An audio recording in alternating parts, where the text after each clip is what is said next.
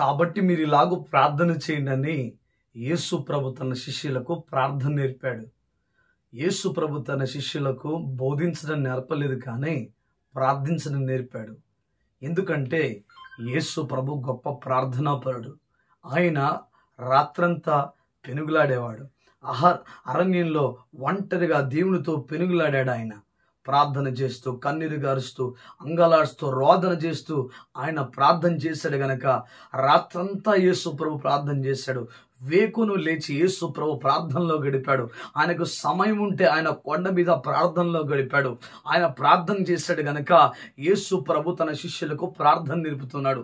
ప్రార్థన చేసేవాడు ఇదిగో దేవునితో కలిసి పని చేయగలుగుతాడు. ప్రార్థన చేయనివాడు ఇదిగో దేవుని యొక్క చిత్తాన్ని నెరవేర్చలేడు. అందుకే దేవుడు తన శిష్యులకు ప్రార్థన నేర్పుతూ ఉన్నాడు. ప్రార్థన చేసేవాడు ఖచ్చితంగా పరలోకంతో ఉంటాడు. ఈ భూమి మీద పరలోక మనస్సాక్షిని కలిగి ఉండేవాడు ఎవరు అంటే ఒంటరిగా పెనుగులాడేవారే. ఒంటరిగా దేవునితో పెనుగులాడేవారు, కన్నీరు కార్చేవారు, రోధించేవారు, అంగలార్చే విద్యను నేర్చుకున్నవారు, రోదన విద్యను నేర్చుకునేవారు దేవుని కొరకు ప్రకాశించగలుగుతూ ఉంటారు. పరలోక మహిమను ఈ భూమి మీద దించే ఒక సాధనం ఏదైనా ఉందంటే అది కేవలం ఒంటరిగా దేవునితో పెనుగులాడమే. ప్రార్థన ఇదిగో పరలోక వైభవంతో నింపుతుంది. ప్రార్థన పరలోకాన్ని భూమి మీదకి దించేలా మనం పని చేయడానికి ఆస్కారం చేస్తుంది కనుక ఎంత మంది ఎక్కువగా ఒంటరిగా పెనుగులాడుతూ ఉంటారో వారు ఇంక ఎన్నటికీ పడిపోరు.